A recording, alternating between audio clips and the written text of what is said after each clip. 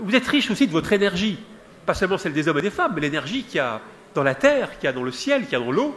Vous l'avez rappelé, Monsieur le Président, cette énergie qui est extrêmement puissante. Il n'y a pas de territoire en France plus riche en termes d'énergie renouvelable que les départements d'outre-mer, les territoires d'outre-mer. C'est une richesse formidable. Et là, on va changer de paradigme, comme on dit dans les cercles pseudo-intellectuels. C'est-à-dire on change de modèle, c'est quand même plus simple.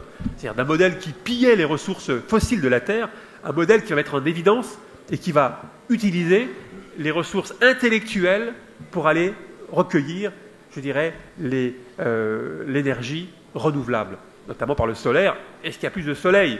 Si on peut faire le calcul à Pointe-à-Pitre ou à Aurillac, je suis prêt à faire le calcul avec vous et vous verrez que vous êtes nettement avantagé par rapport à moi. Vous êtes aussi riche de votre ouverture au monde. Mademoiselle ou madame, pardon, qui posait tout à l'heure une question sur l'ouverture au monde par rapport à vos voisins. Vous êtes une espèce de porte-avions. Alors, peut-être pas pour la Guyane qui n'est pas une île, mais je le savais. Si j'étais passé à la question du million pour me demander quel est le pays du monde avec lequel la France a le plus de frontières, les gens hésitent en général entre Allemagne, Italie ou Espagne, j'aurais répondu Brésil, cher ami. Donc je sais bien que vous n'êtes pas une île, mais il n'empêche que vous êtes quelque part globalement les DOM, une espèce de porte-avions avancé dans la mondialisation, donc plus proche que chacun des autres Français de la réalité du monde. C'est une richesse incroyable pour vous, parce que certains des Français métro, oreilles, comme vous dites quelquefois, et ma foi, ils sont renfermés sur leur certitude, parce qu'ils ignorent que le monde extérieur peut exister.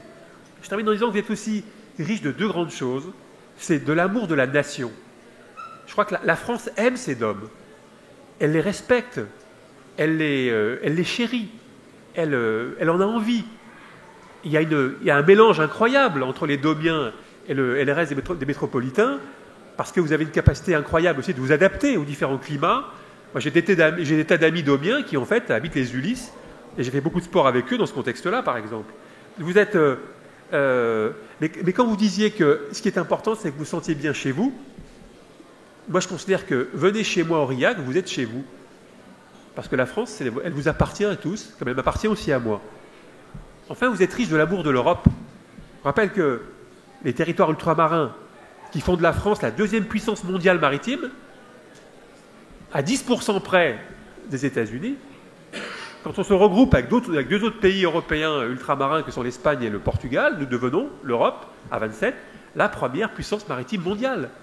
Ce qui est tout à fait exceptionnel. Et ce qui fait que, quand on se rappelle que le président actuel et j'espère futur de la Commission européenne est un Portugais, moi qui l'ai vu à plusieurs reprises, notamment en privé, je peux vous dire qu'il a un amour clair pour les ultramarins.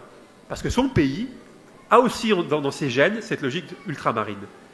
Peut-être devriez-vous développer davantage, d'ailleurs, de votre lobby à Bruxelles en direct, pour peut-être, dans certains cas, vous faire davantage entendre. Alors, je termine sur la cohérence incroyable que j'ai trouvée entre les travaux du MEDEF à Juan-Josas avec ceux ici, où le MEDEF a participé modestement, puisqu'il est parmi, comme vous voyez, les 25 logos qui sont présents. En fait, on avait 3 grands messages à Juan-Josas, avec, je crois, 125 intellectuels,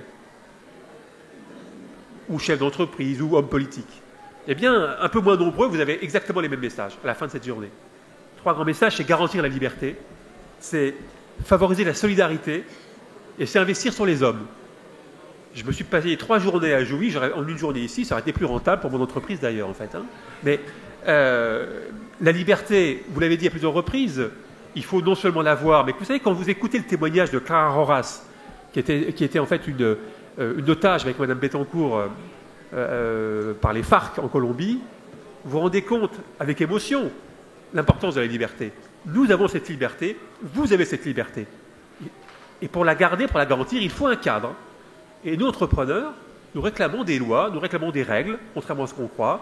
Le libéralisme, ce n'est pas l'ultralibéralisme. Nous réclamons que les politiques prennent la responsabilité, que vous donniez le chemin, y compris sur quoi faire des bonus dans les banques. Voilà, autant le dire ici.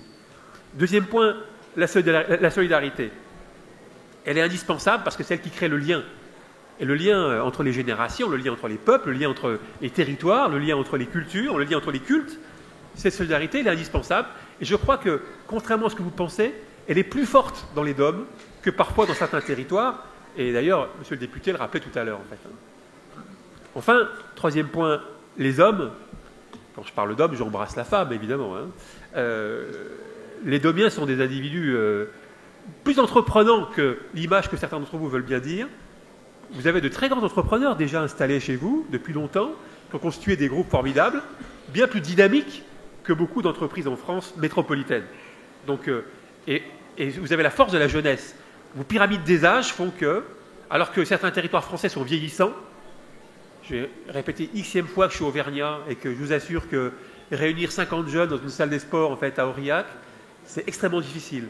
Sans doute beaucoup plus difficile que dans une petite bourgade du moindre petit territoire en fait, des départements d'outre-mer. Et la jeunesse, c'est la force essentielle de notre démocratie. Et ces trois caractéristiques, vous voyez, on les a retrouvées pendant ces travaux ici. Je conclurai sur une phrase. Je pense que cette phrase de notre présidente Laurence Parisot, qui aime les DOM, qui vit souvent, qui va souvent, qui a investi, qui aime les domiens, d'ailleurs qui a choisi d'inviter au conseil d'administration du MEDEF, c'est-à-dire du patronat français, qui est un peu institutionnel, un domien, depuis son élection. Ce fut d'abord Patrick, le curé du Rival, maintenant c'est Willy Angel. Et moi, je garantirai cette présence d'un domien au conseil d'administration. C'est-à-dire qu'au patronat français, dans le cénacle de l'avenue Bosquet, il y a un domien qui est présent, qui défend les intérêts des DOM, bien que la part relative en population des DOM soit inférieure au nombre de places. Bon, je veux dire, en gros, vous êtes mieux représentés que beaucoup d'autres territoires français. Alors, Laurence, je crois, aurait aimé trouver cette phrase, et je conclurai là-dessus, c'est celle d'Éric Raoult, qui a dit, et je terminerai là-dessus, ne pas tendre le poing, mais se donner la main. Voilà, je vous remercie.